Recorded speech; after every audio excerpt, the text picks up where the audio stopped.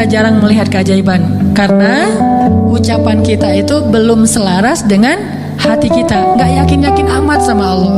Sering bilang la haula wala quwata illa billah, tapi kita masih yakin ada kekuatan lain yang mempengaruhi hidup kita. Padahal kata Nabi kepada Ibnu Abbas, kalau semua orang berkumpul dan ingin menolong kamu, mereka tidak dapat menolong kamu kecuali dengan seizin Allah. Kalau mereka semua berkumpul ingin mencelakai kamu, mereka tidak bisa mencelakai kamu kecuali dengan ketetapan Allah. Allah, Allah, Allah, di tangannya lah segala kebaikan, di tangannya lah segala kerajaan. Tabarakalladzi biyadihil mulk wa huwa ala kulli syai'in qadir. Percaya enggak kita dengan ayat itu? Jawab dengan hati kita masing-masing. Kalau kita percaya, baru terjadi keajaiban dalam hati kita.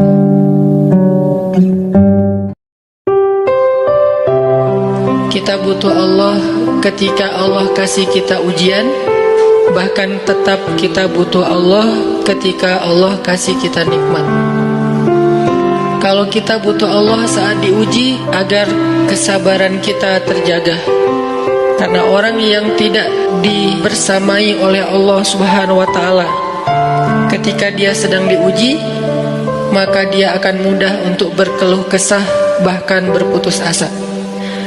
Kebersamaan Allah kepada dia saat dia diuji itu adalah Allah Subhanahu wa Ta'ala menghibur hatinya.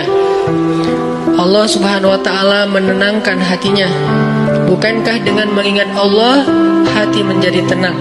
Dan orang yang beriman apabila diingatkan dengan nama Allah, disebut nama Allah, maka hatinya akan bergetar. Teman-teman sekalian, bisa jadi orang yang paling mulia di antara kita di mata Allah adalah orang yang paling banyak diuji dalam hidupnya. Diuji dengan ditinggalkan oleh orang-orang kesayangannya, kehilangan pekerjaannya, dimusibahi dengan sakitnya, dirugikan dalam jual belinya. Maka jangan bersedih. Ketika itu terjadi dalam kehidupan kita, berarti Allah sedang ngasih kita kesempatan untuk ngerasain pahit getirnya kehidupan kekasih-kekasih Allah. Pahit getir kehidupan Asiyah istri Firaun.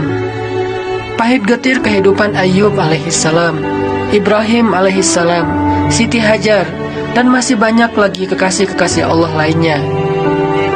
Jangan bersedih, karena itu berarti Allah lagi perhatian sama kita. Allah lagi perhatian sama kita. Ada masalah? Allah lebih kuasa, makhluk tidak kuasa. Ada masalah, kita bilang Allah maha besar, masalah saya kecil dibandingkan Allah. Kalau dibandingkan kita, mungkin kita lebih kecil daripada masalah. Tapi dibandingkan Allah kita, Allah lebih besar. Allahu Akbar. Kita kan dipelihara Allah, terus ngapain kita khawatir? Kalau gitu gak usah ikhtiar, Ustaz. Ikhtiar, tapi jangan libatkan hati. Ikhtiar itu pakai tangan, pakai kaki, pakai tenaga fisik. Hati gak perlu berikhtiar. Hati itu bertawakal. Jangan sampai hati kita ikut ikhtiar, nih bahaya nih. Kalau hati kita ikut ikhtiar, berarti kita lebih percaya kepada makhluk daripada Allah. Nanti akan mentok, kalau udah mentok putus asa, itu penyebabnya. Gara-gara hatinya baper dengan ikhtiar. Ketika jalan-jalan ikhtiar itu tertutup, hati kita jadi give up. Sedangkan kalau hati kita nggak ikhtiar, dia cuma tawakal, jalan tertutup, dia masih bilang Allah maha kuasa, ala kulli syai'in qadir. Segala sesuatu Allah maha bisa, nggak mungkin nggak bisa. Dirugiin orang lain, teman segala macam, kita masih oke lah. Selama ini asal kita ngumpul selalu gua yang bayarin, oke deh, nggak usah dibahas. Baru dibahas nanti pas sakit hati. Kalau belum sakit hati kan nggak dibahas kan. Tapi begitu ada yang nyakitin perasaan kita sedikit aja, semua itu balik lagi. Dari dulu ya. Nah, keluar kan? Kalau kita pengen menilai diri kita ini orang yang mukmin atau munafik, caranya lihat aja kita sabar nggak nih, terutama dalam masalah emosional, dalam masalah perasaan cinta, dalam masalah benci segala macam. Masih bisa nggak kita adil bahkan kepada orang yang kita benci? Lahum darajatun inda rabbihim. Orang beriman juga bertingkat-tingkat.